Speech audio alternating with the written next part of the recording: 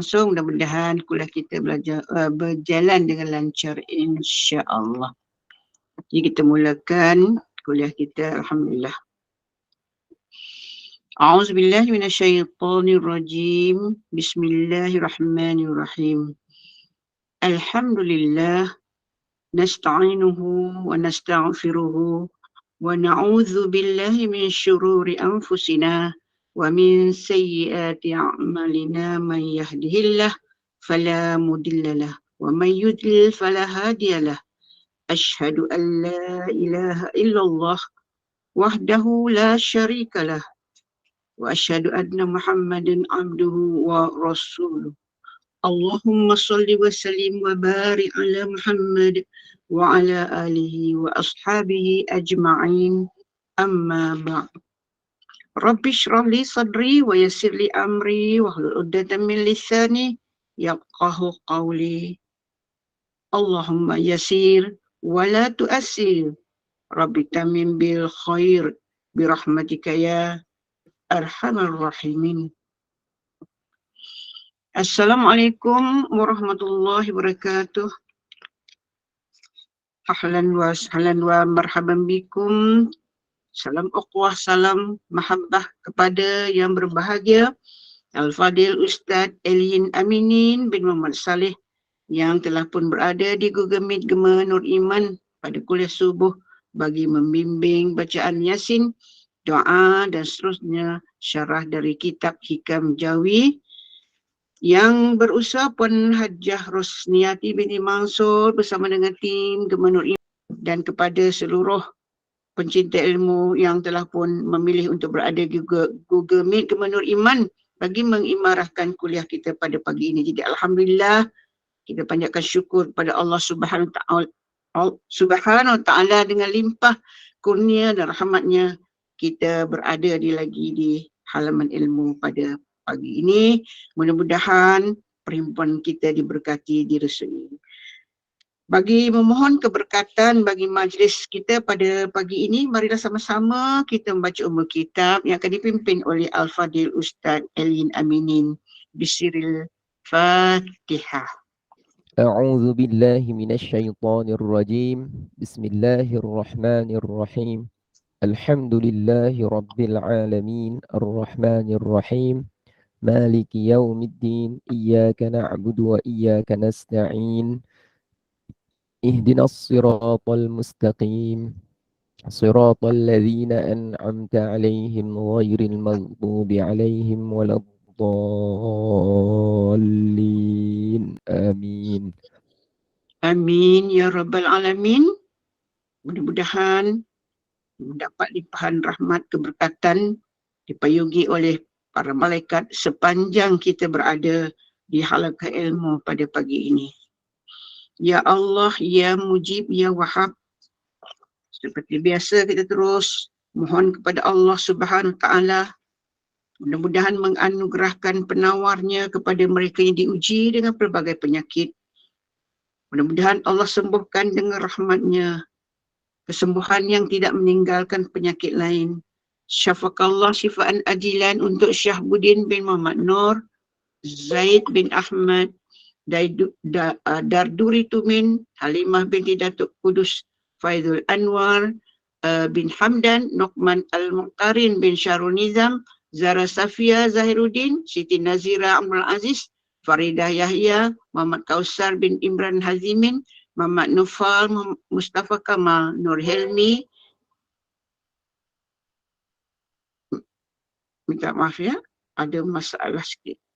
Nur Helmi bin Alias, Nur Izwan bin Radwan, Elin Nuar Sumaya binti Ilin Aminin, Ashifa Medina Muhammad Farid, Muhammad Hakim bin Harun Nizam, Siti Asa Sa'ad, Nur Hana binti Muhammad Said, Nur Huwaina Insyirah binti Muhammad Hilmi Faiz, Nur Anis Hayati Muhammad Din, Yaakob bin Saleh, Marisa Mardiah, Luqman Hakim, Marasali Bulat, Nur Adibah Abdullah, Nurimah binti Mio Aziz, Ismail bin Abu Nuh, Fatimah binti Ali, Edin Riz bin Muhammad Ashrafi, Kamar Yahib, Hasya Adawiyah binti Adi Putra, Adam Husaini bin Syamir Husaini, Nazura binti Zulkifli, Muhammad Hasanul Hadi bin Abdul Samad, Datuk Siti Haji Muhammad Sami bin Haji Abdul Aziz, Muhammad Nur bin Yub, Fauziah binti Yusuf, Siti Aisyah Marwiyah binti Ahmad, Durhaida Arifin, Syarizal bin Samsudin, Muhammad Azri bin Khairul Anwar, Nik Hayan Azri bin Nik Syahrizal,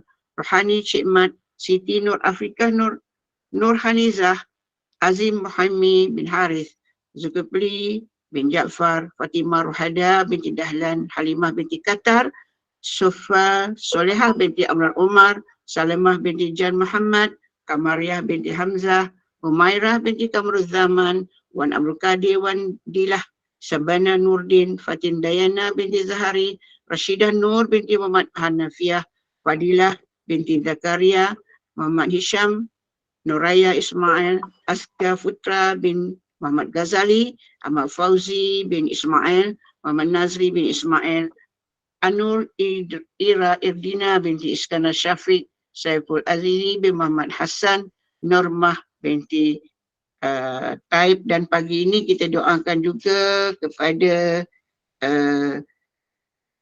Syariati Sanib yang akan operate tulang belakang hari ini dari Singapura. Adik kepada Puan Satina Sanib yang berada di Google Meet sekarang, mudah-mudahan dipermudahkan Allah, diberi kesembuhan yang sempurna dan semuanya berjalan lancar. Dan kepada para jemaah yang kurang mengizinkan kesihatan, ada masalah dan sebagainya, kita sama-sama berdoa mudah-mudahan Allah berikan syifa yang sempurna kepada semua. Dan seperti biasa, kita tak lupa juga kepada yang menyambut ulang tahun kelahiran pada pagi ini, pada hari ini. Semoga Allah kurniakan kesihatan yang baik, diberkati dan impian tercapai dan bahagia bersama keluarga tersayang. Jadi seterusnya kita teruskan dengan mempersilakan Yang Berbahagia Al-Fadil Ustaz Elin Aminin untuk meneruskan kuliah kita pada pagi ini dengan memimpin bacaan Yasin, doa dan seterusnya syarah dari kitab Hikam Jawi. Dipersilakan.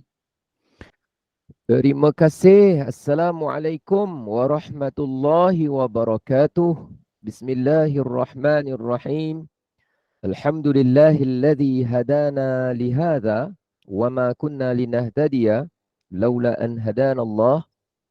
Wassalatu wassalamu ala habibina wa syafi'ina wa nabiyyina Muhammadin wa ala alihi wa ashabihi ajma'in. Allahumma inna nas'aluka ridhaka wal jannah wa na'udzu bika min sakhatika wan nar. Wala haula wala quwwata illa billahil aliyyil azim. Amma ba'd. Alhamdulillah, apa khabar semua? Sihat? Mudah-mudahan ceria, semangat. Mudah-mudahan semangat, ceria, gembira. Alhamdulillah, mudah-mudahan hatinya seronok, hatinya berbunga-bunga. Alhamdulillah, mudah-mudahan seronok, mudah-mudahan tenang, mudah-mudahan rasa sehat, rasa cergas hatinya tu. Semoga Allah berikan limpah kurnia rahmat berkah. Al-kalimatu tayyibatu sadaqah. Kalimah yang baik adalah sedekah. Kita mulakan hari dengan perkataan yang baik, dengan niat yang baik, dengan amalan yang baik, bersama dengan orang-orang yang baik-baik. InsyaAllah yang berada di Google Meet ni memang belum sempurna keadaannya, tetapi sedang menuju kepada pembaikan diri. Yang ada di Google Meet Gema Nur Iman ni semuanya bukan kita sebut berada pada keadaan yang paling ideal, tidak. Tapi mempunyai impian dan hasrat yang besar untuk memperbaiki dan meningkatkan diri. Jadi kalau dicarilah memang terlalu banyak kekurangan. Kalau disiasatlah memang banyak kelemahan. Kalau dipantaulah mungkin saja banyak yang namanya keaiban. Tapi begitulah kita sebagai manusia, kita berjalan seiring dengan kelemahan yang ada untuk kita meningkatkan diri. Mudah-mudahan apa yang kita laksanakan pada pagi ini salah satu daripada proses, salah satu daripada anak tangga, salah satu daripada jejak langkah yang menjadikan kita insya-Allah bila kembali kepada Allah nanti, kita kembali dalam keadaan yang paling bersih, yang paling baik, sebagaimana yang dicita-citakan oleh ramai orang yang soleh, orang yang mukmin, yang mana mereka yang mustahak sekali kembali kepada Allah dalam keadaan yang dia redha, dia rasa senang hati dia untuk menuju ke akhirat, dia pun sudah memang tidak mempunyai keinginan dan kemahuan yang besar lagi dengan dunia. Pada masa yang sama dia sangat mencita-citakan kebahagiaan dan nikmat yang dijanjikan oleh Allah di alam sana. Jadi dia lalui dunia ni, dia tidak melihat dia tidak melihat bahawa dunia ni terlalu penting. Dia tahu kalau dia susah, susah ini pasti akan berakhir. Kalau dia rungsing, rungsing akan berakhir. Kalau dia sakit, sakit akan berakhir. Kalau dia lapar, lapar juga akan ada garisan penamatnya. Tapi amal soleh ketika lapar, amal soleh ketika susah, amal soleh ketika sakit, amal soleh ketika kusut, yang itu jangan dikorbankan. Kerana kita akan bawa sama. Ya, kita tidak bergantung dengan amalan kita. Ya, kita bukan meletakkan keyakinan pada amalan kita. Tetapi kita beramal bukan kerana melihat amalan itu sebagai tempat pergantungan diri kita kepada dia. Bukan. Tetapi kita laksanakan amalan itu kerana kita ingin dan mahu menjadi hamba yang taat kepada Allah. Menjadi hamba yang baik, menjadi hamba yang soleh. Mudah-mudahan, insya-Allah. Jadi itulah kita punya niat di pagi hari ini, dan sama-sama marilah kita ikhlaskan hati kita. Kita membaca surah Yasin dari Al-Quranul Karim, jantung Al-Quran, qalbul Quran. Mudah-mudahan Allah sihatkan jantung hati kita. Allah bersihkan jantung hati kita daripada sifat mazmumah. Apa makna sifat mazmumah? Sifat yang dikeji. Tamak, cemburu, dendam, sakit hati, kuat merajuk, pantang ditegur, ambil hati. Itu semua nama dia sifat mazmumah.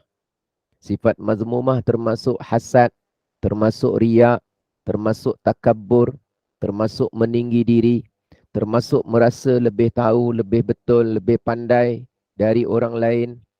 Itu semua nama dia sifat mazmumah. Kadang dia hilang, kadang satu masa dia boleh datang semula. Orang lain sama, saya pun sama, tidak terkecuali. Kerana saya juga memiliki sifat-sifat mazmumah.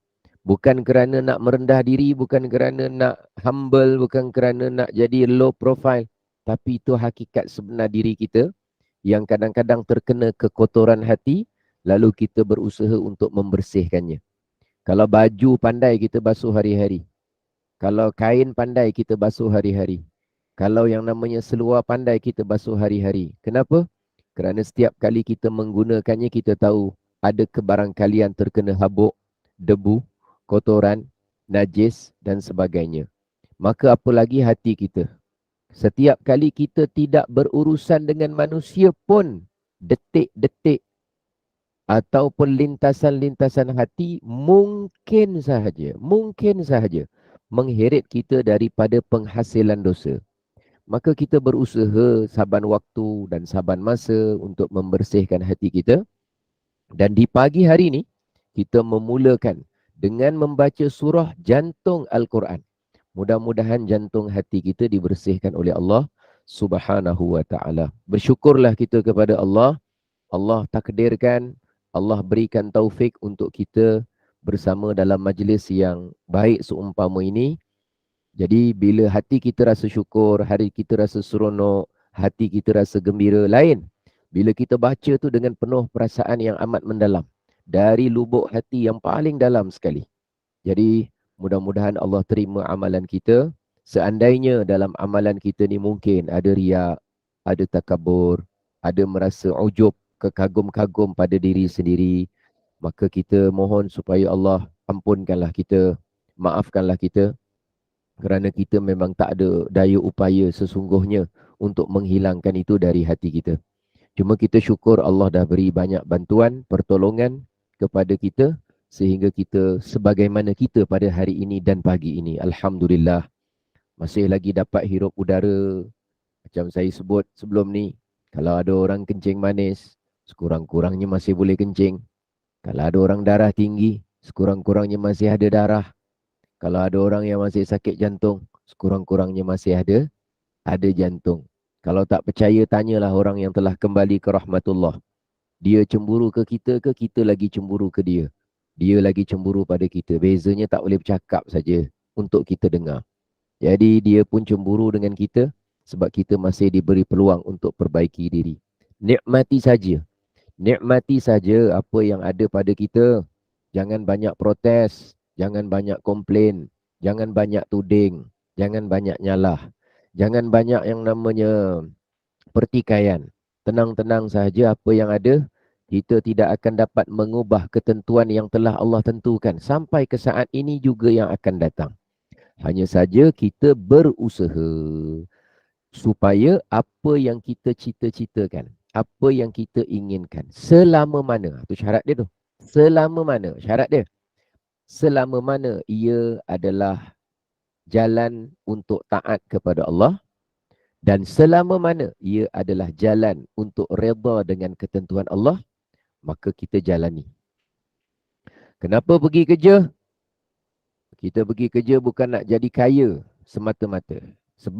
Sebabnya saya dah jumpa ramai orang yang kuat banting tulang tapi tak kaya-kaya. Dan saya jumpa dalam hidup saya yang pemalas tak bekerja. Rupanya duit lagi banyak daripada kita. Bukti apa? Bukti pengendalian mutlak urusan rezeki adalah urusan Allah Subhanahu Wa Taala. Tapi kenapa kita pergi kerja juga? Kita pergi kerja tu dua perkara. Yang pertama, kerana kita nak menjalankan ketaatan kepada Allah. Allah perintah kita rajin, kita rajin. Allah perintah kita kerja, kita kerja. Allah perintah kita tepati masa, kita tepati.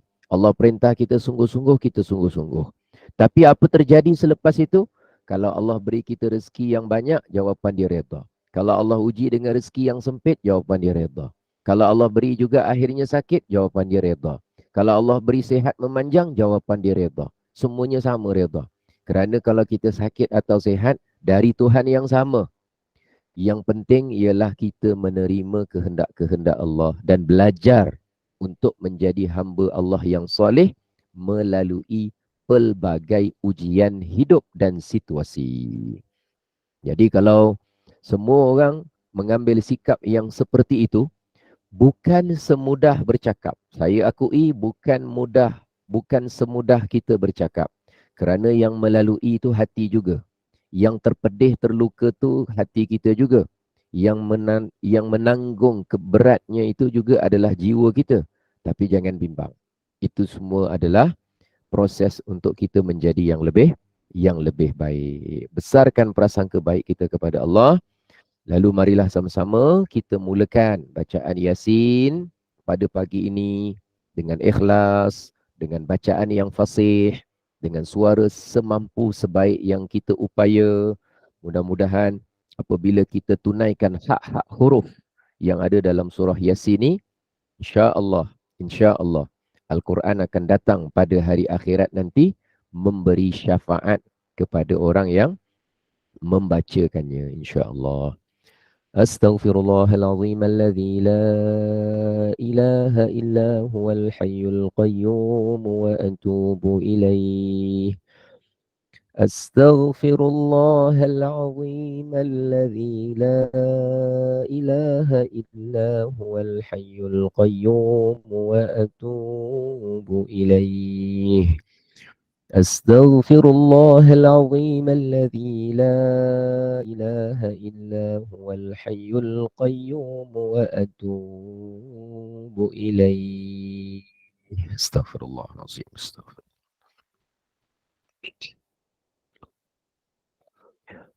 أعوذ بالله من الشيطان الرجيم.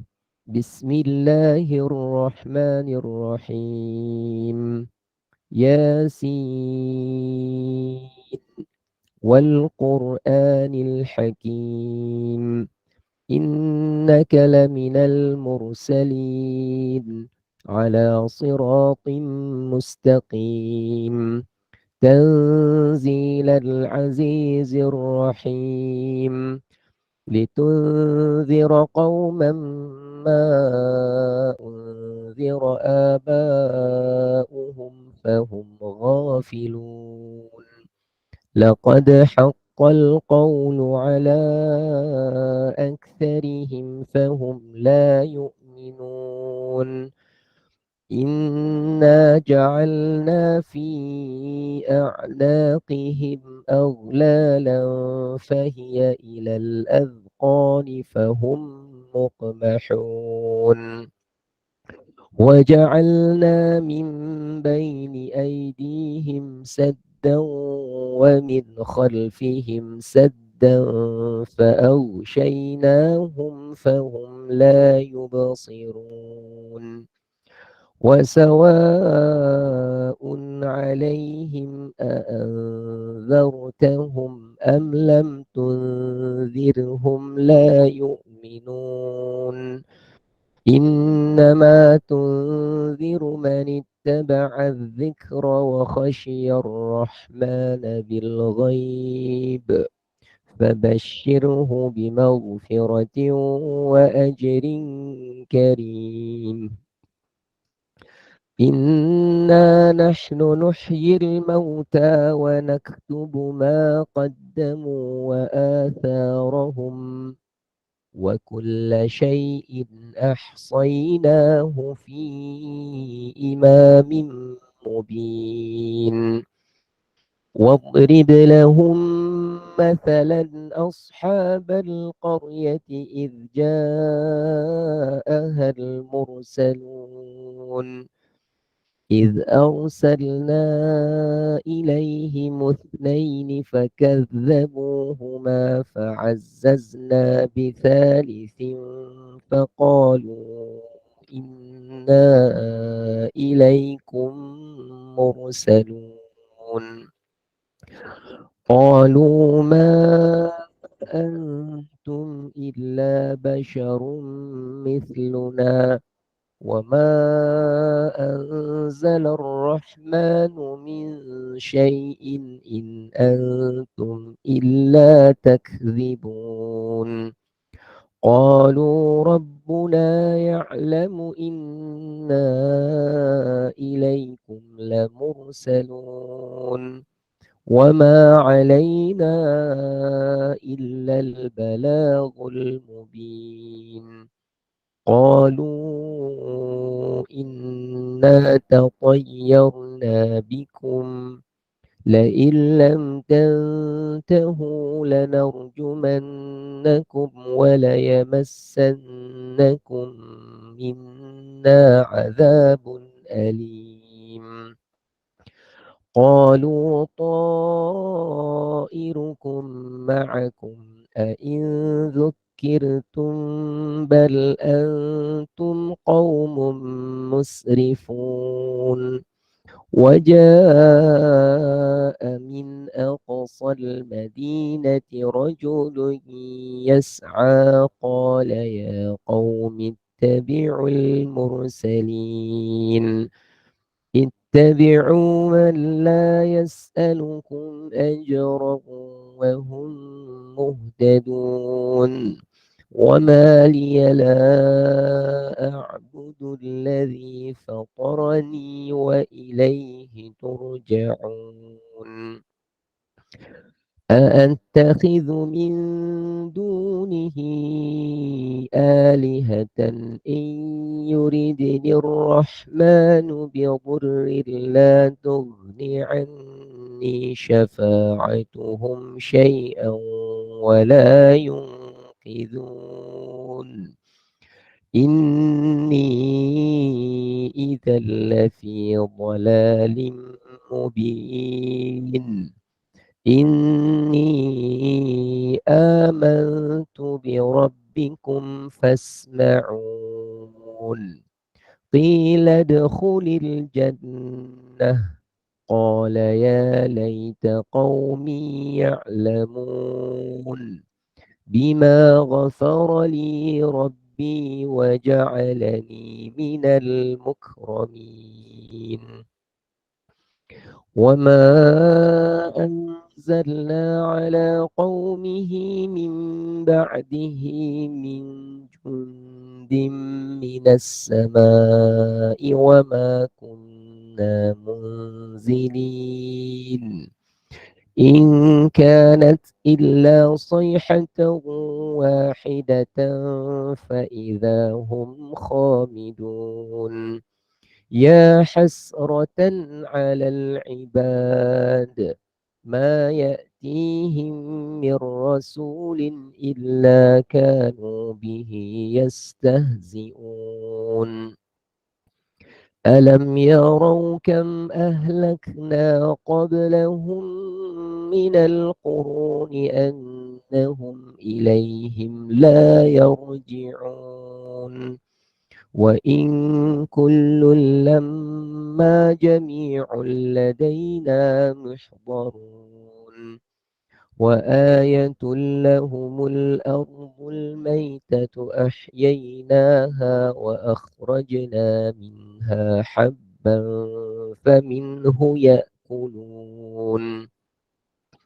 وجعلنا فيها جنات من نخيل وأعناب وفجرنا فيها من العيون ليأكلوا من ثمره وما عملته أيديهم أفلا يشكرون. سبحان الذي خلق الأزواج كلها مما تنبت الأرض ومن أنفسهم ومما لا يعلمون. وآية لهم الليل نسلخ منه النهار فإذا هم مظلمون. والشمس تجري لمستقر لها ذلك تقدير العزيز العليم. والقمر قدرناه منازل حتى عاد كالعرجون القديم. لا الشمس ينبغي لها أن تدرك القمر ولا الليل سابق النهار وكل في فلك يسبحون.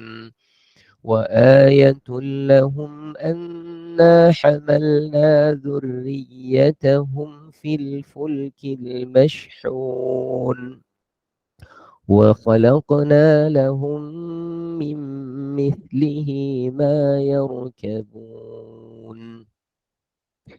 وإن نشأ نغرقهم فلا صريخ لهم ولا هم ينقذون إلا رحمة منا ومتاعا إلى حين. وإذا قيل لهم اتقوا ما بين أيديكم وما خلفكم لعلكم ترحمون. وما تأتيهم من آية من آيات ربهم إلا كانوا عنها معرضين. وإذا قيل لهم أنفقوا مما رزقكم الله قال الذين كفروا للذين آمنوا أنطعم من لو يشاء الله أطعمه إن أنتم إلا في ضلال مبين.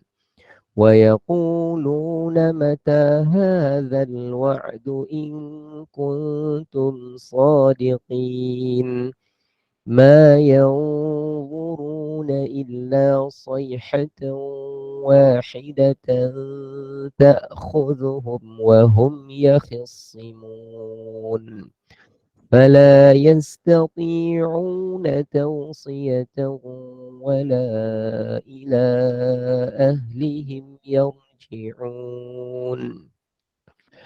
ونفخ في الصور فإذا هم من الأجداث إلى ربهم ينسلون.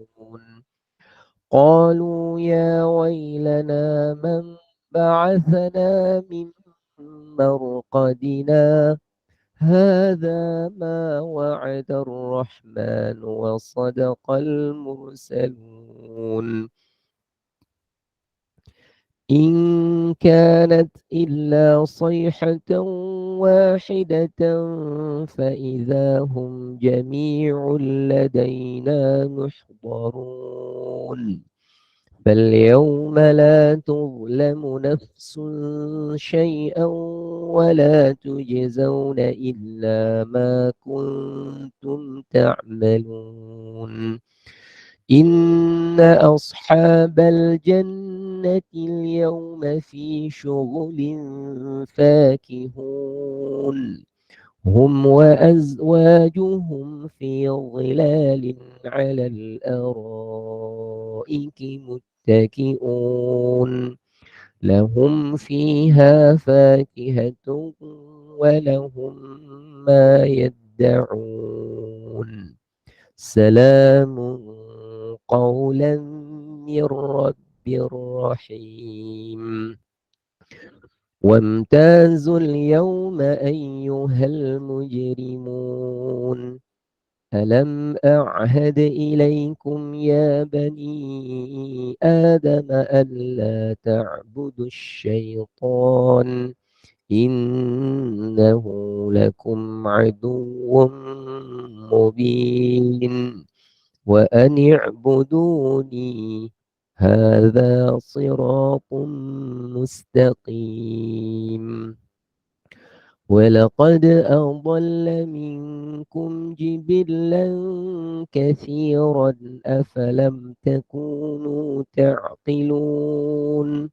هذه جهنم التي كنتم توعدون يصلوها اليوم بما كنتم تكفرون اليوم نختم على أفواههم وتكلمنا أيديهم وتشهد أرجلهم بما كانوا يكسبون ولو نشاء لطمسنا على أعينهم فاستبقوا الصراط فأنى يبصرون ولو نشاء لمسخناهم على مكانتهم فما استطاعوا مضيا ولا يرجعون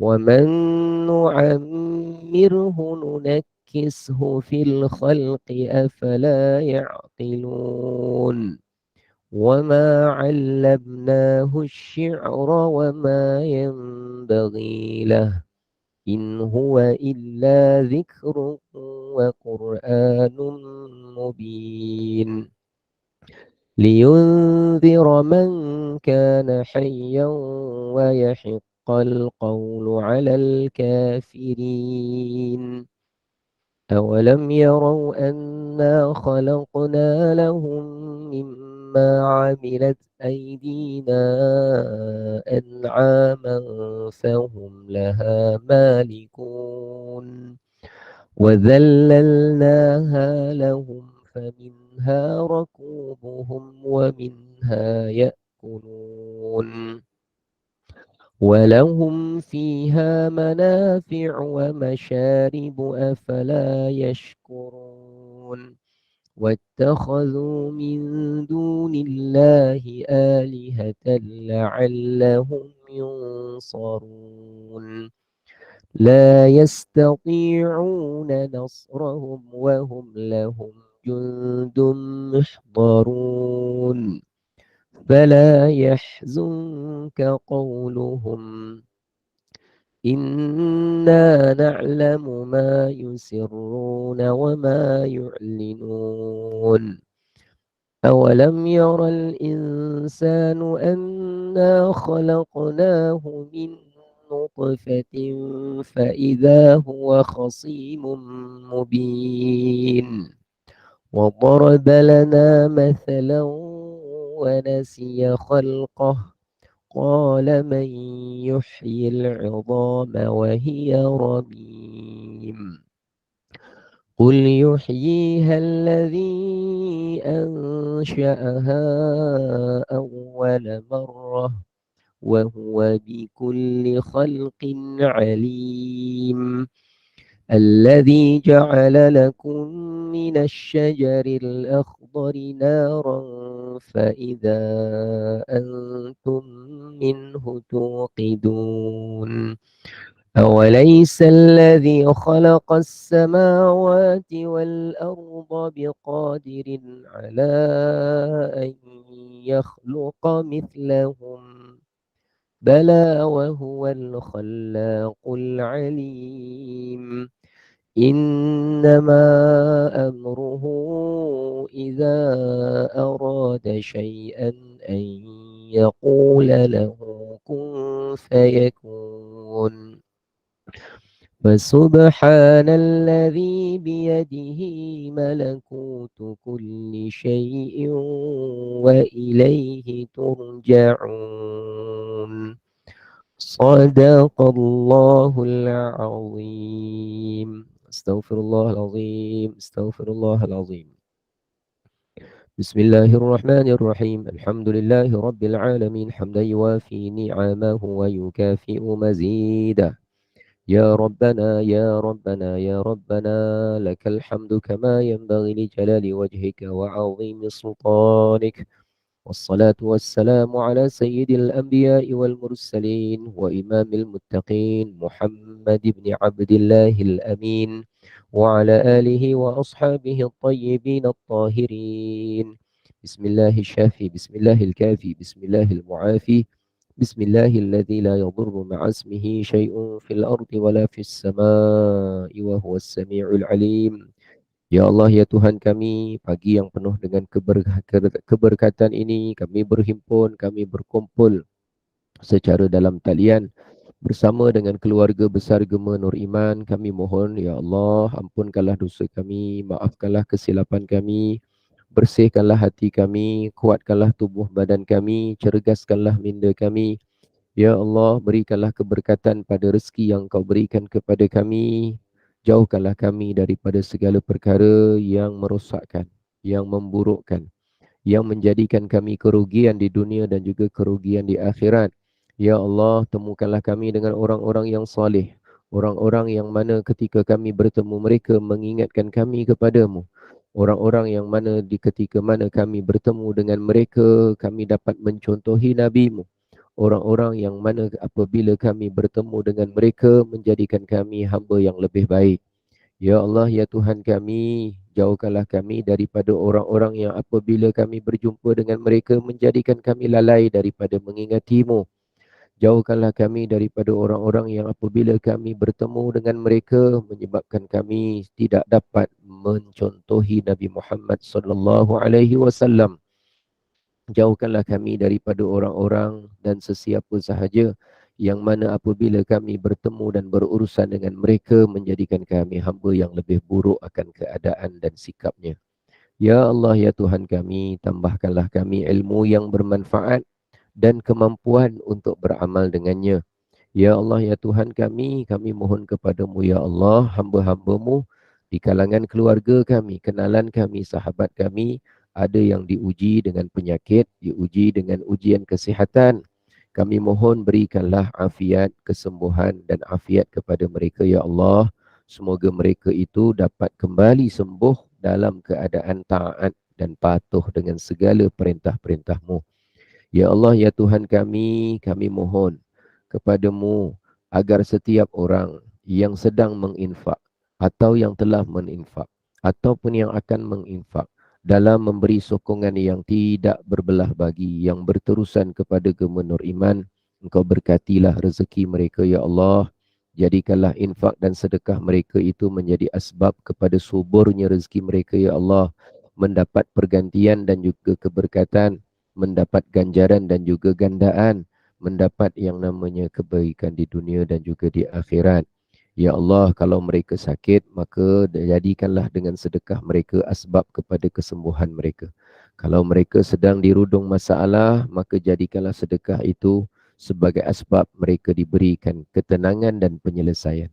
Ya Allah, ya Tuhan kami, jadikanlah sedekah mereka itu pemadam dari pemadam-pemadam api neraka yang menjauhkan mereka daripada siksaan di dunia dan juga siksaan di akhirat. Ya Allah, ya Tuhan kami, ampunkanlah dan maafkanlah segala kelemahan, kekurangan yang ada pada setiap amalan-amalan kami. Kami mohon agar kami diberikan kemampuan untuk terus beramal soleh semata-mata kerana-Mu ya Allah. Semata-mata kerana-Mu ya Allah. Semata-mata kerana-Mu ya Allah. Ikhlaskanlah hati kami ya Allah. Begitu sukar untuk menjadi orang yang ikhlas sekiranya Engkau tidak berikan pertolongan kepada kami untuk menjadi orang yang ikhlas. Begitu sukar untuk menjadi orang yang ikhlas sekiranya Engkau tidak memberikan bantuan yang seluas-luasnya untuk kami menjaga hati keikhlasan kami. Rabbana zalamna anfusana wa illam taghfir lana wa tarhamna lanakunanna minal khasirin. Rabbana atina fid dunya hasanah wa fil akhirati hasanah wa qina azaban nar.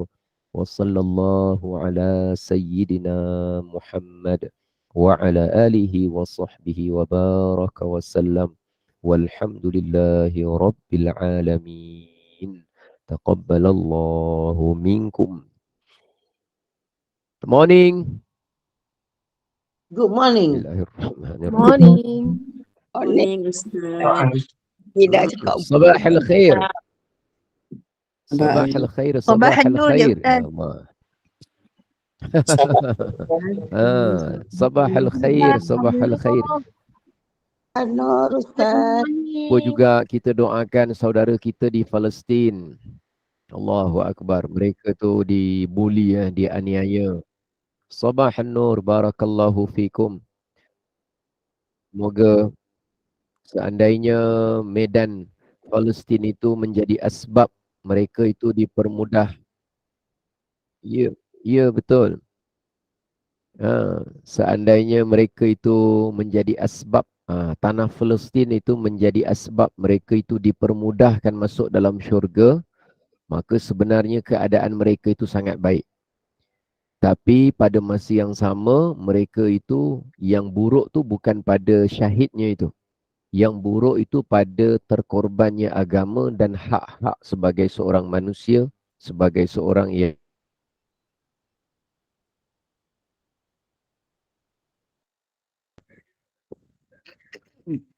Hilang tu Ustaz. Ustaz, Suara hang ke Ustaz?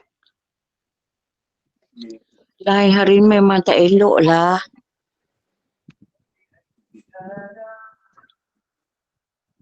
Assalamualaikum Ustaz. Ustaz, suara hang tadi? suara hang. Sekarang Dia dengar macam suara tak- saya. Sekarang okey okey. balik. Alhamdulillah. Oh. Assalamualaikum Tadi Ustaz. terkaku sebentar. Waalaikumsalam. Waalaikumsalam. Oh, terkaku sebentar. Baru cerita Palestin ni. Oh, Ustaz dah pergi kat baru Rabah cerita tu. Palestin. Masya Allah. Jadi kita doakanlah. Bukan mudah bukan mudah. Cuma saya nak ingatkan sekali lagi, takut kita tersilap atau kita terlupa. Hati-hati bila berlaku bencana seperti ini, maka nanti di internet banyaklah yang namanya tabung-tabung yang berlega.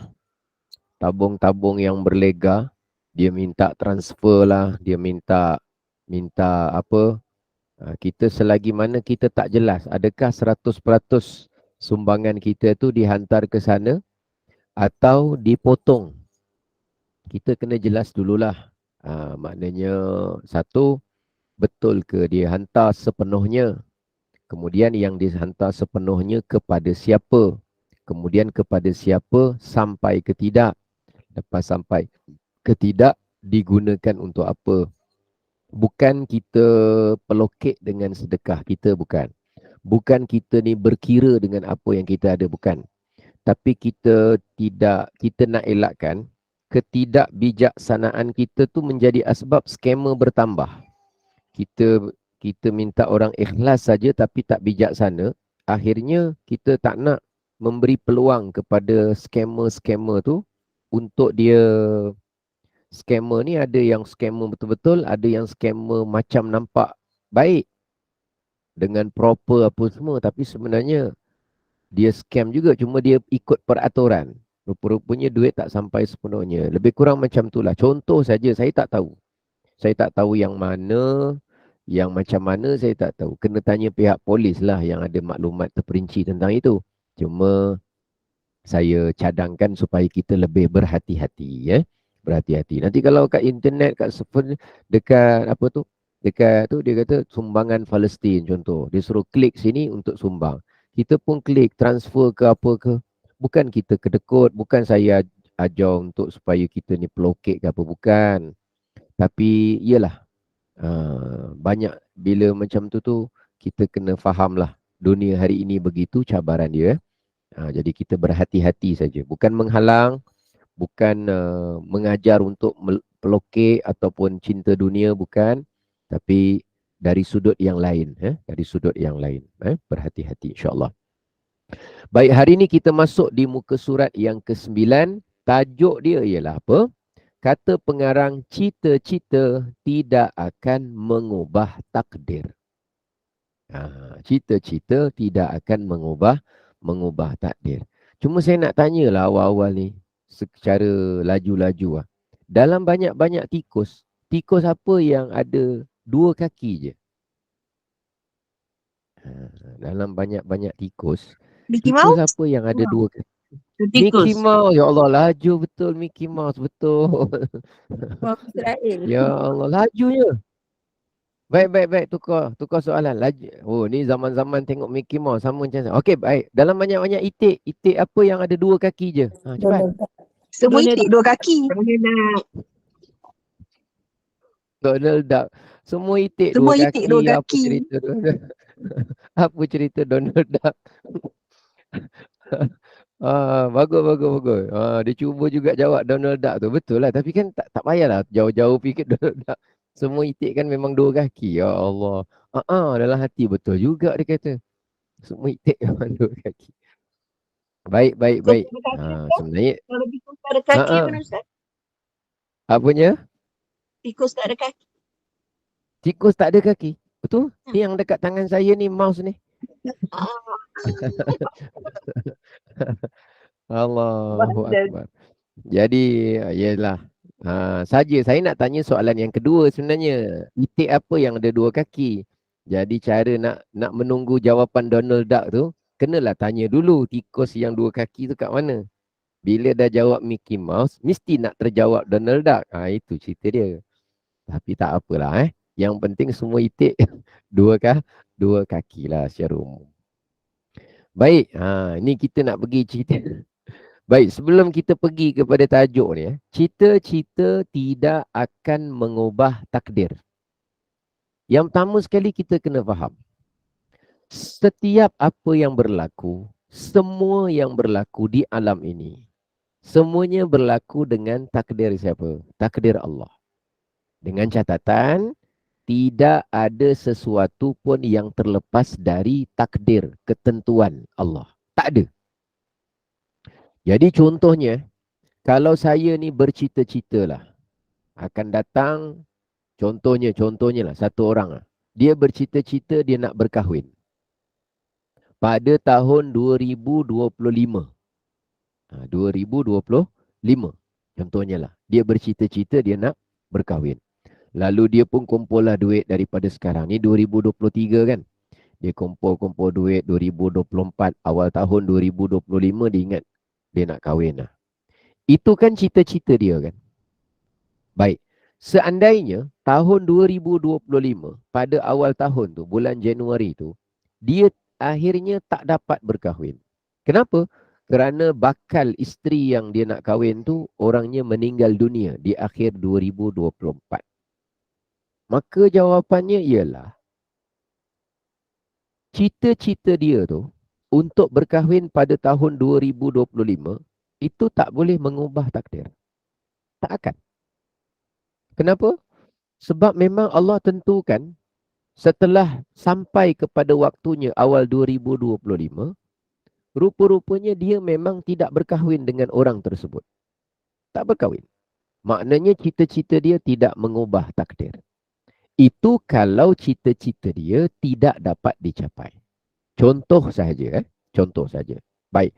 Katalah kita buat contoh yang kedua. Satu orang itu dia bercita-cita nak berkahwin pada tahun 2025 juga. Sama. Akhirnya pada tahun 2025, dia dapat berkahwin dengan pasangan yang dia cita-citakan. Adakah dia dikira telah mengubah takdir? Jawapannya tidak juga. Tidak juga. Walaupun pada asalnya dia diberi penentangan keluarga, walaupun pada asalnya bakal ipar duai tak berapa setuju, akhirnya dia dapat kahwin dengan orang yang dia inginkan.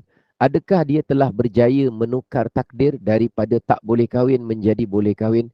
Jawapan dia, cita-cita, keinginan kita tidak akan mengubah takdir apa-apa pun. Ustaz, yang ketiga, kalau dia berdoa Ustaz, mula-mula dia dapat penentangan keluarga, kemudian jarak memisahkan, kemudian dia menghadapi ujian dan pancaroba kesihatan, yang mana menyebabkan dia itu tak dapat berkahwin. Lalu dia berdoa kepada Allah, Ya Allah, permudahkanlah urusan saya nak berkahwin dengan si fulanah ini, begini. Akhirnya kerana dengan sebab doa dia tadi itu, maka Allah permudahkan dia, maka dia akhirnya dapat berkahwin juga. Adakah doa itu telah mengubah hakikat takdir yang telah ditentukan ke atas dia? Jawapannya juga tidak. Tidak. Kenapa? Sebab perbuatan dia berdoa itu sendiri adalah dalam takdir Allah. Perubahan pendapat keluarga dia daripada tak nak bagi izin kepada mengizinkan juga berlaku dalam takdir Allah. Perubahan sikap bapa mertua dan mak mertua dia daripada tidak menerima kepada menerima seadanya juga adalah berlaku dengan dalam takdir Allah. Dan keadaan dia yang akhirnya pada saat 2025 itu dapat berkahwin juga adalah berlaku dalam takdir Allah. Jadi maknanya setiap sesuatu benda yang berlaku, semuanya dengan takdir Allah Subhanahu wa ta'ala. Jadi cita-cita kita, kemahuan kita, impian kita, sebenarnya, hakikatnya tidak akan dapat melangkaui, mendahului, menewaskan takdir. Cita-cita kita tidak akan dapat melangkaui takdir. Cita-cita kita tidak akan boleh untuk menyalahi takdir. Tidak ada. Tak ada. Habis Ustaz, kalau macam tu, adakah kita tidak boleh bercita-cita? Kita tidak boleh bercita-cita sekiranya kita meyakini bahawa cita-cita kita itu boleh menyalahi takdir. Ketika itu tak boleh. Bukan salah pada cita-cita kita, tapi salah pada prasangka kita terhadap cita-cita kita tu salah. Dia bercita-cita, kalaulah semua orang kutuk dia, hari ni dia jatuh, satu hari dia nak mengubah takdir, dia nak jadi orang yang hebat di masa akan datang. Lalu dia pun bekerja sungguh-sungguh, dia pun niaga sungguh-sungguh, lalu akhirnya dia jadi jutawan. Padahal asalnya budak picisan, budak pinggiran. Dia kata, aku dapat mengubah takdir hidupku. Jawapan dia, engkau tidak mengubah apa-apa pun dalam takdir Allah. Kenapa? Kerana ketika engkau miskin, itu adalah takdir Allah. Ketika engkau memperbaiki diri menjadi lebih baik, juga takdir Allah. Ketika engkau menjadi kaya, juga adalah takdir Allah. Cita-cita engkau sebenarnya tidak mengubah apa-apa sesuatu yang telah Allah takdirkan kepada engkau. Tapi kalau saya bercita-cita,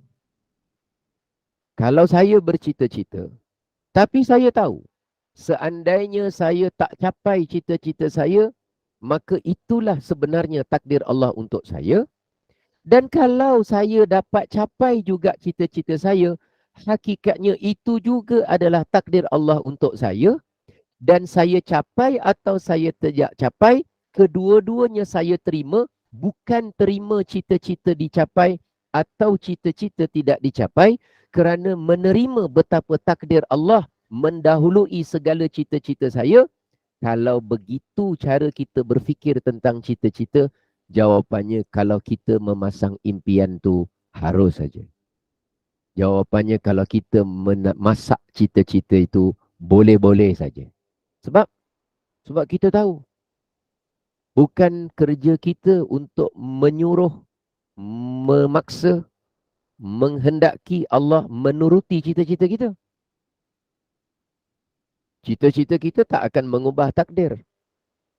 Hakikat takdir tak akan berubah.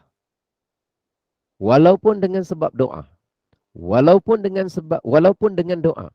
Walaupun dengan silaturahim. Walaupun. Ini takdir yang hakikat. Takdir mubram. Jadi hakikat takdir tu sebenarnya tidak berubah.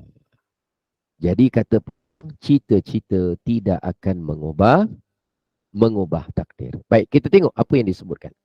Yang demikian itu dan demikian itu tadbir serta Allah, dan demikian itu tadbir serta Allah yang jadi ia daripada ketika dan tahqiq dalam takdir, seperti kata muallif. Jadi tadbir, pengurusan, pentadbiran yang namanya yang dilaksanakan oleh Allah, yang ketika mana ia terjadi pada suatu keadaan, pada suatu ketika, sampai kepada detail-detail, benda yang mendalam dalam takdir, semuanya telah ditentukan oleh Allah Subhanahu wa taala. Seperti kata muallif maknanya pengarang, sawabiqul himam la takhriqu aswaral aqdar. Mendahulukan segala cita-cita itu tidak akan mencarikkan ia akan segala kota takdir. Mendahulukan segala cita-cita. Kalau kita ni banyak sangat impian, banyak sangat cita-cita, banyak sangat kemahuan, banyak sangat kehendak, banyak sangat target, banyak sangat itu, tak salah. Tapi kena faham bahawa apa yang kita dahulukan, cita-cita, semangat, impian kita itu, hakikat sebenarnya, ia sebenarnya tidak dapat menjejaskan, mengubah, merosakkan, mencari setiap takdir yang telah Allah tentukan untuk kita. Yang itu kena faham dulu. Bukan salah bercita-cita, tapi salah apabila salah berfikir tentang cita-cita. Bukan salah bercita-cita, salah apabila salah prasangka terhadap cita-cita kita. Kalau saya ulang, kalau seseorang itu bercita-cita, berimpian, berhasrat, memasang niat, ingin ada sesuatu untuk dia perolehi di masa akan datang, lalu dia menganggap bahawa dia dapat mengubah takdir Allah, dia dapat membuktikan sesuatu kepada orang lain betapa dia tu ada kemampuan untuk mencapai cita-citanya. Ni sebahagian anak muda ni, bila dia bernasib buruk, dia rasa dia nak buktikan pada orang. Dia nak buktikan pada orang, sebenarnya saya begini. Nak buktikan kepada orang. Nak buat apa? Cerita kat dia. Saya nak buktikan pada mak bapak saya betapa saya adalah orang yang boleh gini ni. Awak nak buktikan apa? Tak payah nak membuktikan. Jalankan dua perkara asas, iaitu taat perintah Allah, menerima takdir Allah. Jadi kalau kita nak ubah diri sebagai rajin, bukan sebab nak buktikan pada orang, saya nak buktikan pada ipar saya nak buktikan pada mak mentua saya nak buktikan. Tak payah. Cita-cita kamu pun tak akan mengubah apa-apa takdir Allah. Habis, kenapa kamu nak berubah jadi rajin? Saya nak berubah jadi rajin kerana saya nak taat kepada Allah. Kerana Allah yang perintahkan kita sebagai orang Islam mesti jadi orang yang rajin. Maka saya rajin tu kerana Allah. Bukan nak buktikan. Apa cerita nak buktikan untuk siapa? Kita akan penat. Ramai orang yang buat sesuatu nak buktikan. Saya nak buktikan pada bos saya. Saya nak buktikan pada ex majikan saya nak buktikan. Tak payah nak buktikan. Awak sendiri buat stres dalam hidup awak sendiri. Lepas tu awak stres. Kenapalah saya stres? Kenapa saya tertekan? Cara fikir sendiri salah. Tujuan sendiri salah. Jadi hakikat bahawa cita-cita kita tidak mengubah kepada takdir Allah pada hakikatnya. Tapi saya ulang, apakah salah bercita-cita? Bercita-cita tidak salah. Selama mana kita berkeyakinan bahawa apa? Yang kita sekarang mula nak bercita-cita itu adalah takdir Allah. Seandainya kita capai cita-cita kita juga adalah takdir Allah. Dan kalau kita tak capai cita-cita kita juga, itu adalah semuanya takdir Allah. Yakni, kata pengarang, tiada baginya yang berbuat, tetapi yang perbuat itu adalah Allah Ta'ala jua dengan sendirinya. Ini hakikat jadi kalau satu orang tu, katalah saya bercita-cita, tahun depan saya nak pergi haji. Akhirnya saya dapat pergi haji. Adakah hakikatnya sebab saya rajin, saya buat urusan? Tak adalah. Yang saya rajin tu takdir Allah. Yang saya buat urusan takdir Allah. Kelulusan untuk dapat yang namanya tu pun takdir Allah. Allah yang tentukan begitu. Jadi tak ada sesuatu pun yang terlepas daripada takdir Allah. Saya sehat dapat naik kapal terbang pun takdir Allah. Kemudian kaki saya dapat turun mendarat pun takdir Allah. Ada orang dah sampai kapal terbang, tapi dia daripada pesawat terus dibawa ke hospital. Lala tak dapat menunaikan ibadah di tanah suci. Macam-macam cara. Benda tu boleh tak berlaku. Tapi saya dapat jalan. Saya dapat menginap di hotel. Kemudian saya dapat wukuf di Arafah. Kemudian saya dapat, setiap satu tu berlaku hakikatnya dengan takdir Allah. Jadi kata pengarang, yakni tiada baginya yang berbuat, tetapi yang perbuat itu adalah Allah Subhanahu wa Ta'ala jua dengan sendirinya. Jadi hakikat, ni cerita hakikat, tidak ada campur tangan kita dalam urusan takdir Allah Subhanahu wa Ta'ala. Habis kita buat ni semua untuk apa? Kalau gitu, kalau semua dah ditakdir Allah, kita ni kenapa kita kena buat ni, kena buat tu, kita kena buat ni? Jawapannya ialah Allah tidak boleh dipertanyakan, dipersoalkan apa yang dia lakukan. Kitalah yang akan dipersoalkan pada hari akhirat. Kenapa? Kerana kita ni hamba. Hamba kerjanya apa? Fokusnya apa? Komitmennya apa? Dua sahaja. Apa dua? Datang perintah larangan, kerjanya taat dan patuh. Yang kedua, datang ketentuan dan ketetapan, kerjanya tunduk dan redha. Itu hamba. Kalau gitu Ustaz, dah takdirkan saya jadi orang miskin, buat apa saya pergi kerja penat-penat? Siapa suruh awak kerja penat-penat? Kita suruh kerja kerana taat. Yang kerja penat-penat tu, itu awak cakap. Kalau semua benda Ustaz dah ditakdirkan, kalau saya ditakdirkan sampai mati, saya memang jatuh sakit, terus-terusan kanser, buat apa saya pergi berobat Ustaz? Kalau dah ditakdirkan saya ni mati dalam keadaan kanser. Siapa suruh awak fikir gitu? Awak pergi fikir berobat bukan untuk paksa Allah sembuhkan, bukan? Awak pergi dapatkan rawatan bukan untuk mengubah takdir yang Allah dah tentukan, bukan? Kerja awak bukan mengubah takdir. Cita-cita awak yang nak sehat sangat tu tak akan mengubah takdir Allah. Bukan, kerja awak bukan untuk ubah takdir. Habis kenapa pergi merawat? Kerja kita pergi dapatkan rawatan kerana nak taat perintah Allah. Allah perintahkan bila dia dah beri nyawa, bila dah diberi sehat, dia suruh kita bertanggungjawab untuk menjaga kesihatan diri. Kerana amanah kesihatan, amanah nyawa. Sebab tu amanah nyawa kesihatan ni dia ada undang-undang. Border dia, kalau orang tu bunuh, maka dia dihukum yang namanya balas bunuh. Kenapa? Sebab dia melibatkan nyawa. Sampai tak boleh ganggu nyawa orang. Sampai tak boleh merosakkan kesihatan orang. Dikira menzalimi. Jadi kita pergi buat rawatan tu untuk taat perintah Allah. Kalau kita taat perintah Allah, yang namanya memelihara kesihatan kita, sedaya mungkin semampu kita. Tiba-tiba kita terus sakit. Kerja kita nombor 2. Pula, menerima setiap takdir ketentuan. Dan kalau ditakdirkan kita sehat, jawapannya kerjanya sama. Iaitu tunduk dan syukur takdir Allah menjadikan kita sehat. Maka kita tetap dengan status sebagai seorang hamba. Cita-cita kita ingin sehat, tak akan dapat mengubah takdir. Betapa kita sudah ada sesuatu yang telah Allah takdirkan untuk kita di masa akan datang. Memang tak akan ubah. Jadi jangan tanya, Ustaz, kalau gitu buat apa kita makan ubat? Kita makan ubat bukan untuk ubah takdir. Tapi kita makan untuk sehat. Itu cita-cita.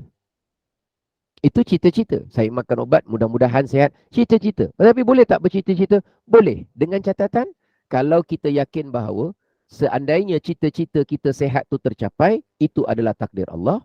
Seandainya cita-cita kita tidak tercapai, hakikatnya itu juga takdir Allah. Sebab cita-cita kita tidak akan dapat mengubah, mengalahkan, mendahului takdir yang telah Allah takdirkan untuk kita. Tapi kenapa kita buat juga usaha yang namanya makan ubat dapat rawatan? Bukan untuk mengubah takdir, bukan untuk memaksakan Allah tunduk kepada cita-cita kita, tetapi kita nak menjalankan ketaatan kepada Allah.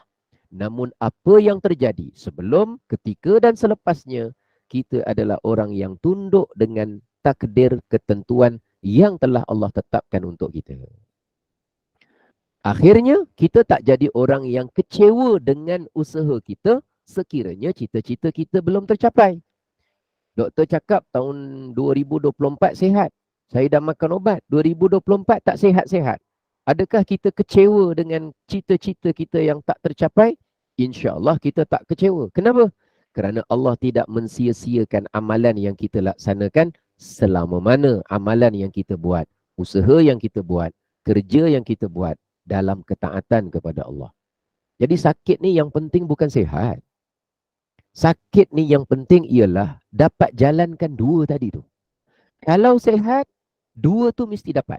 Taat perintah Allah, jauhi larangan Allah, terima dan redha dengan takdir Allah. Kalau sihatlah, akhirnya sihatlah, tapi dua ni dapat bonus. Alhamdulillah. Kalau terus sakit pun sampai mati sakit. Sakit kanser, doa hari-hari, tak sembuh-sembuh. Sampai meninggal, kanser juga. Jawapan dia, dua ni jangan korban. Sebab bila meninggal, kanser berhenti. Dua ni kita akan bawa ke depan. Bawa ke alam akhirat. Apa dia dua ni?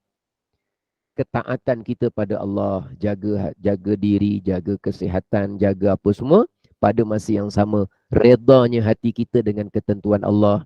Kita tahu bahawa cita-cita kita tidak akan mengalahkan, mendahului takdir. Jadi, bila kita buat dua ni, kita rasa, ya Allah, inilah bahagian hidup yang kau berikan kepada aku dan aku sereda-redanya dengan apa yang telah kau berikan. Baik. Maka, kata pengarang, tiada memberi bekas baginya pada barang yang telah ditakdirkan dalam azali. Sesuatu yang dah ditakdirkan sejak azali, dalam azal, maka sebenarnya kita apa yang kita buat tidak meninggalkan sebarang bekas. Maknanya tidak memberi kesan apa-apa. Baik.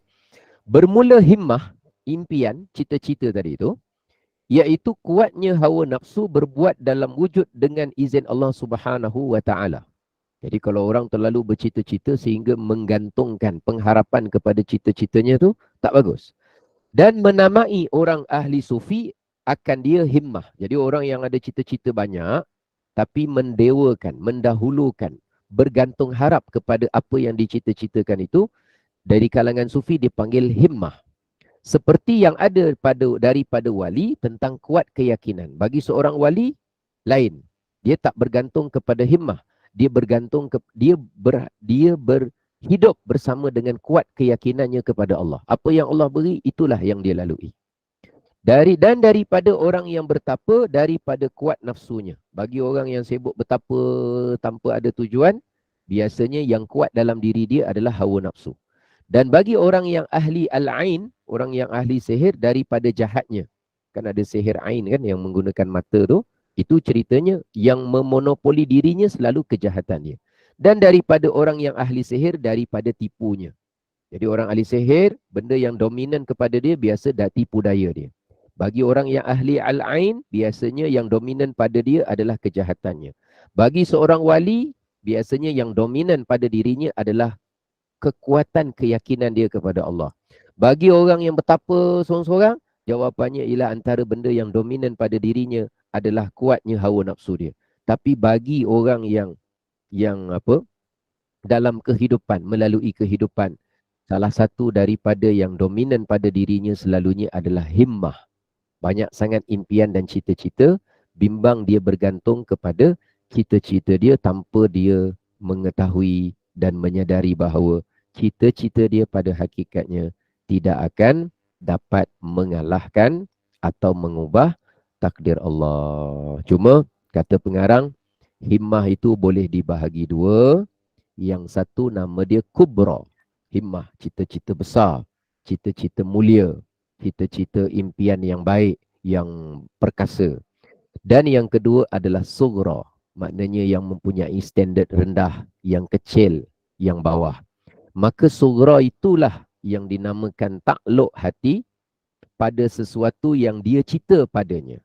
Dia bergantung hati dia kepada sesuatu yang dia cita-citakan. Tapi berbeza, dan yang kubra, berbeza kalau orang tu ada impian. Tapi kubra, dalam kategori yang kubra, iaitu hatinya ittisal. Ittisal maknanya berhubung. Berhubung terus hatinya kepada Allah dengan tiada infisal, dengan tidak terpisah. Maknanya apa? Kebergantungan dia adalah kepada apa sahaja yang Allah takdirkan kepada dia, maka itulah yang menjadi impian dia. Impian dia ialah melalui takdir, sebagaimana dua perkara tadi dapat dilaksanakan. Jadi impian dia apa? Impian dia ialah saya ingin menjalani segala takdir Allah kepada diri saya. Yang pertama sebagai orang yang taat, yang kedua sebagai orang yang tunduk. Maka apa saja yang keinginan dia hati, dia nak beli rumah, dia nak berkahwin, maka dia set dalam minda dia, apa pun keinginan saya, cita-cita saya sebenarnya adalah apa yang Allah takdirkan untuk saya. Sekiranya saya nak berkahwin pada tahun hadapan, sampai masa saya berkahwin, maka saya akan jadi orang yang taat kepada Allah dengan perkahwinan itu, dan saya akan redha kepada Allah terhadap perkahwinan yang Allah takdirkan. Kalau tahun depan yang saya inginkan itu adalah berkahwin, tiba-tiba tak jadi berkahwin, maka saya tetap juga menjadikan ketentuan Allah itulah sebenarnya cita-cita saya, kerana cita-cita saya pada takdir Allah ialah tetap untuk menjadi taat kepada Allah sekiranya saya tak berkahwin, dan tetap untuk tunduk dan patuh dengan takdir Allah kerana saya tidak dapat berkahwin pada tahun hadapan. Orang yang seperti ini, mindsetnya ialah dia sedar. Bukan menghalang dia memasang impian dan cita-cita yang baik, tetapi dia tahu bahawa cita-cita dia pada hakikatnya tidak akan mengubah takdir Allah Subhanahu wa ta'ala. Jadi mudah-mudahan perbincangan kita manfaat, mudah-mudahan barakah, mudah-mudahan menjadi suntikan motivasi kepada diri kita dalam cara berfikir dan menilai. Wallahu a'lamu bissawab. Terima kasih, dan saya kembalikan semula kepada Assalamualaikum, Ustaz. pengacara majlis. Silakan. Assalamualaikum, Ustaz. Waalaikumsalam. Ustaz boleh tanya satu soalan? Oh ya, baik, silakan. Ustaz, saya pun tak tahu macam mana nak buat soalan ni. Takdir Allah ni boleh diubah, Ustaz, kan? Dengan Allah yang ubahkan. Betul ke, Ustaz? Pasal walaupun ia dah tertulis, masih boleh diubah dengan Allah yang mengubahkannya melalui doa. Betul ke, Ustaz? Baik, yang itu nanti dia punya panjang, dia punya tu saya perlu lukiskan sikit. Nanti insya-Allah ingatkan saya pada hari Rabu pagi nanti insya-Allah. Jadi ada cerita tentang mu'allaq dengan mubram, hakikat dengan apa yang dalam catatan suhuf para malaikat insya-Allah. Okey, insya-Allah. Bagus soalan. Terima kasih, Ustaz. Sama-sama. Bagus soalannya, sangat bagus. Jadi alhamdulillah kita dah pun selesai kuliah kita. Jadi jazakallah khairan kasiran kepada yang berbahagia Al-Fadil Ustaz Elin Aminin yang telah bersama kita di kuliah subuh pada pagi ini. Mudah-mudahan Allah makbulkan segala doa kita pada pagi ini yang diuji dengan pelbagai penyakit dan pelbagai masalah. Mudah-mudahan Allah permudahkan segalanya untuk kita. Dan terima kasih juga tentang syarah daripada kitab Hikam Jawi. Jadi agak sukar sikit lah kan Ustaz nak memahamnya. Jadi cita-cita, keinginan tak akan mengubah takdir kita. Semuanya takdir ini adalah takdir Allah. Betul ke Ustaz? Moga amalan, ibadat, ketaatan kita kepada Allah itu kita teruskanlah. Mudah-mudahan kita dalam redha Allah Kita teruskanlah taat perintah Allah. Jadi mudah-mudahan apa yang disampaikan bermanfaat, memberi kita pemahaman ilmu, dan teruskanlah, jangan tinggal kuliah ini kerana kita dapat lagi pencerahan atau pemahaman ilmu dengan lebih jelas. Kiranya kita terus mengikuti kelas pada setiap hari Isnin dan Rabu kuliah subuh, insyaAllah. Mudah-mudahan Allah mudahkan untuk kita semua. Dan terima kasih kepada tim Gemanuk Iman, dan pihak Gemanuk Iman juga ingin merakamkan jutaan terima kasih kepada para penginfak. Mudah-mudahan kita terus dapat tambah ilmu bersama dengan para asatizah di kuliah-kuliah yang telah kita sediakan sepanjang hari. Kuliah kita seterusnya nanti ialah pada pukul 8.15 pagi nanti, bersama dengan Al-Fadil Ustaz Rusdi bin Ramli Al-Jauhari, iaitu pengarang kitab biografi agung Rasulullah Sallallahu Alaihi Wasallam. Kita teruskan bersama dengan kuliah duha sebentar lagi. Dan bagi yang ingin menyertai lawatan ke pondok Hamlatul ke pondok Ustaz Dr. Ashraf Suarin, boleh rujuk kepada WhatsApp group untuk melihat tentang lawatan tersebut, keperluan-keperluannya, dan mudah-mudahan dapat menyertai bersama untuk menyantuni pelajar-pelajar di pondok tersebut, iaitu pada 3 hari bulan 11 nanti. Jadi sebagai penutup kuliah, sekali lagi dipersilakan yang berbahagia Al-Fadil Ustaz Elin Aminin untuk memimpin bacaan kafarah dan menutup dengan surah Al-As. Jadi saya sudahi kuliah dengan wabillahi taufiq. Wassalamualaikum warahmatullahi wabarakatuh. Waalaikumsalam warahmatullahi wabarakatuh. Subhanakallahumma wa bihamdika asyhadu an la ilaha illa anta astaghfiruka wa atubu ilaik. Bismillahirrahmanirrahim. Wal 'asr. Innal insana lafi khusr illa alladhina amanu wa 'amilus salihati wa tawasaw bil haqqi wa tawasaw bis sabr. Sadaqallahul azim. Terima kasih semua.